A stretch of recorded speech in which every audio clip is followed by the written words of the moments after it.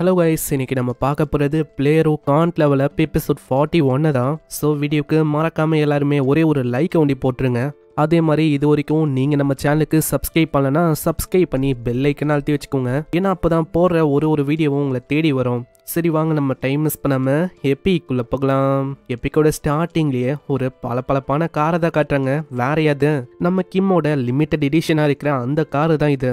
அங்கே அசிஸ்டண்ட்டும் ரொம்ப சந்தோஷமாக இருக்காரு. ஏன்னா அவர் இந்த மாதிரி காரெல்லாம் ட்ரைவே பண்ணதில்லை. பரவாயில்ல, எனக்கு ரொம்ப ஹாப்பியாக இருக்கு தெரியுமா, உன்னோட அசிஸ்டண்ட்டாக நான் இருக்குன்னு. உண்மையை சொன்னால் நானே ஃபர்ஸ்ட் டைம் தான் இப்போ இந்த மாதிரி ஒரு டிரைவுக்கு போகிறேன். விஷயம் அப்படி இருக்குன்னா அப்போ நீ ஏன் டிரைவ் பண்ணக்கூடாது? என்கிட்ட லைசன்ஸ் இருக்கு, ஆனால் இது வரைக்கும் நான் பயன்படுத்தினதில்லை. அதுக்கும் மேலே உங்கள் கூட இருக்கும் போது தான் எனக்கு இன்னமும் ஃபன்னாக இருக்கு. ஆனால் உனக்கு ஒரு விஷயம் தெரியுமா கிம்மு, எனக்கு பொண்ணுங்களையும் பிடிக்கும். நீ நினைக்கிற மாதிரி நான் இல்லை. யோ, நான் அதை மீன் பண்ணி சொல்லலையா?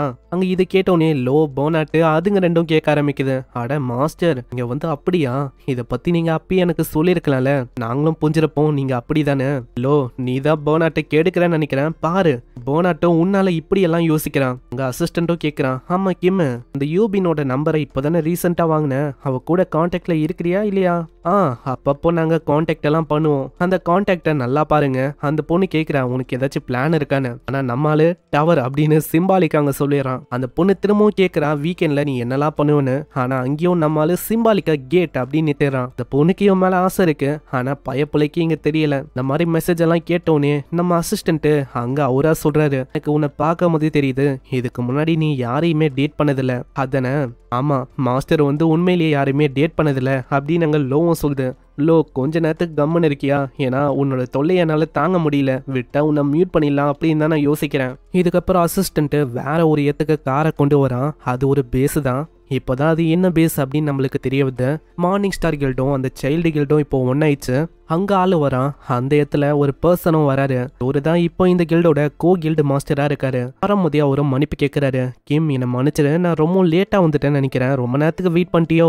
பரவாயில்ல, அதெல்லாம் ஒன்றும் பெரிய பிரச்சனையே இல்லை. ஏன்னா இதை ஒரு வாய்ப்பா வச்சு நான் வந்து அங்கேயும் இங்கேயோ பார்த்தேன் எல்லாருமே என்ன பண்றாங்கன்னு. சைல்டு கில்டோட லீடரு டாங் அவரை பத்தி நம்மளால கேட்கறான். ரீசெண்டா இப்போதானே மர்ஜ் ஆச்சு, அவருக்கு நிறையவே வேலை இருக்கு, அதனாலேயே அவர் இப்பெல்லாம் ரொம்ப பிஸியா இருக்காரு.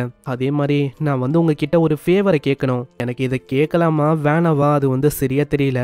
ஆனா நீங்க உங்க டஞ்சன்ல இருக்க சில பல ஸ்கெலிட்டன்ஸ் இங்க கொடுத்தா ரொம்ப நல்லா இருக்கும். என்னது?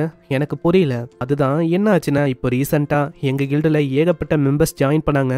அவங்க எல்லாருமே பிகினர் தான். அவளைக்கும் கைட் பண்ணவும் நிறைய ஆளுங்க இல்ல. அது போக இதுதான் உங்களோட ஃபர்ஸ்ட் டைம்னால ரொம்ப மாஸ்டர்ஸை பார்த்து பயப்படுறாங்க.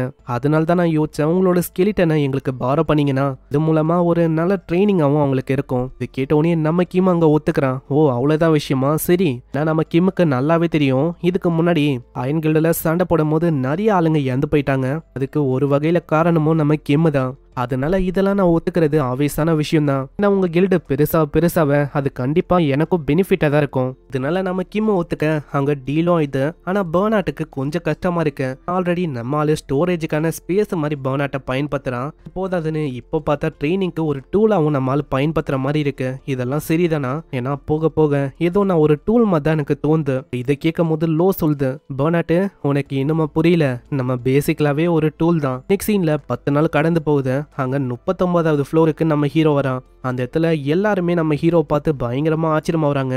அவன் முன்னாடி வர கொடூரமான மாஸ்டரை ஒரே ஸ்டைக்கில் ஆளு கொள்றான். அந்த சீன்ல அந்த இடம் முழுக்க ஒரே ஸ்டோன்ஸா இருக்கு. இதுக்கு காரணமும் நம்ம ஆளு தான். இதை பாக்குற எல்லாருமே ஆச்சரியமா இருக்காங்க. ஏன்னா நம்ம கிம் ஒரே ஒரு ஸ்லாஷ்ல எல்லா மாஸ்டரையும் அங்க கொன்னுட்டான். எனக்கு தெரிஞ்ச வரைக்கும் அவன் ரேங்கர்னு நினைக்கிறேன். சைடு அவனை பார்க்கும் போது ரொம்ப ஜெலஸா எனக்கு ஃபீல் ஆகுது. அதுக்கப்புறம் அங்க ஒரு நோட்டிபிகேஷன் வருது, எலி லெவலப் ஆயிட்டானு. எலியோட லெவல் இப்போ 99ல இருக்கு.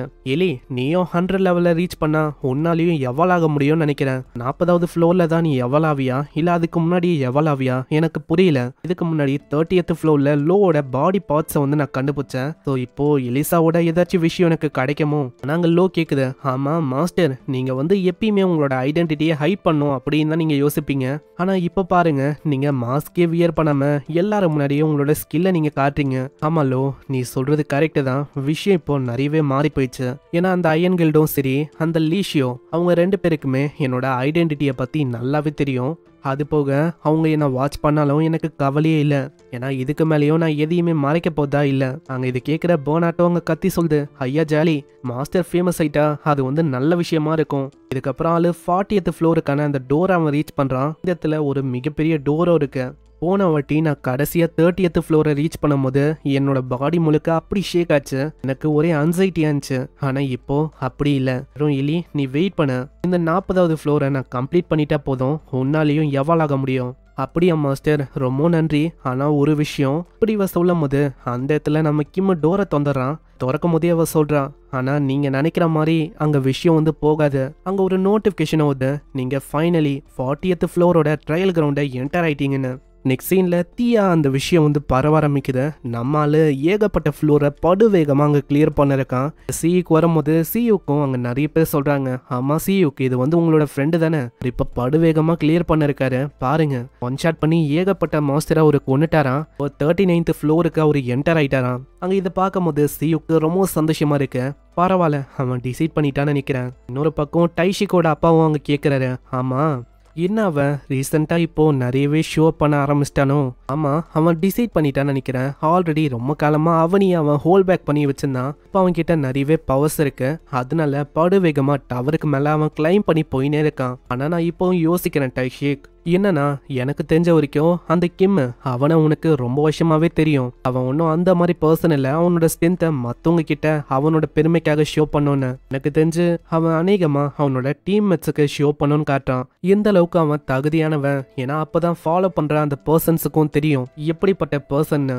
இதுக்கப்புறம் நம்ம கிம்மோட சீனை காட்டுறாங்க. கிம் வந்தவுடனே அங்க எல்லா ஈகோஸோட பேரையும் அவன் எடுக்கிறான். அந்த கிளவுஸ், நம்ம லோ, நம்ம எலிசா, அடுத்தது ரெயின், இப்படி எல்லா ஈகோஸோட பேரையும் எடுக்கிறான். நான் பர்னாட்டை விட்டுருவானா? இதனால பர்னாட்டை அங்க பயங்கரமா கத்துது, ஆமா மாஸ்டர் நீங்க வந்து என்னோட பேரை எடுக்கவே இல்லையே, என்ன ஆச்சு, நம்ம வந்துட்டீங்களா? அட பர்னாட், நீ ஆல்ரெடி ஆர்மரோட ஃபார்ம்ல என் கிட்டதான் இருக்க, அதனால தான் உன்னோட பேரை நான் சொல்லவே இல்லை. அட நீங்க வந்துட்டீங்கன்னு நினைக்கிறேன், என்னால கேட்டை ஓபன் பண்ண முடியும், அது போக உள்ள இருக்கிற அந்த மாஸ்டர்ஸ் அதுங்களையும் என்னால பயன்படுத்த முடியும். ஆமா நீ சொல்றது எல்லாமே உண்மைதான், அது ஒரு நல்ல விஷயம் தான். ஆனா இந்த ட்ரையல் இது வந்து நம்ம எலிக்கான ட்ரையல், அதனால இந்த மாதிரி டைம்ல நம்ம அண்டர்ஸை பயன்படுத்தக்கூடாது. ஆமா எலி, ஏதாச்சும் டிஃப்ரெண்டா நீ ஃபீல் பண்றியா? அங்க எலிசா கம்மந்தா இருக்கா. திடீர்னு நம்ம கிம்முக்கு வித்தியாசமா ஃபீல் ஆகுது. ஷேடோவை சுத்தி ஏகப்பட்ட ஸ்வாடுக்கான ஷேடோ அப்படியே அங்க நிக்குது. அங்க அப்படியே ஆளு மேல பாக்குறான், ஏகப்பட்ட ஸ்வாடு செம்ம வேகமா நம்ம கிம்ம தாக்குவது. ஜஸ்ட் மிஸ் எல்லாம் அங்க தப்பிக்கிறான். இந்த மாதிரி அட்டாக்ஸ் எல்லாம் நான் நிறைய வாட்டி பார்த்துட்டேன், அதனால இந்த மாதிரி சிம்பிளான அட்டாக்லாம் மேல ஒர்க்கே ஆகாது. இதே மாதிரி ஆளு படு வேகமா அங்க தப்பிக்கிறான். இதெல்லாம் பார்க்கும்போது இந்த இடத்துல லோ கூட இதே மாதிரி தான் விஷயம் ஆயிருக்கும். 30வது ஃப்ளோர்ல இந்த விஷயம் உனக்கு ஞாபகம் வருது. 30th ஃப்ளோர்ல லோவோட பாடி என்ன கண்டுபிடிச்சேன், அப்பனா இங்க எலியோட பாடி இருக்குமோ, அதுதான் இந்த மாதிரி ஸ்வாட்ஸ் எல்லாம் கண்ட்ரோல் பண்ணி என்ன அழிக்கணும் அப்படின்னு பாக்குதோ.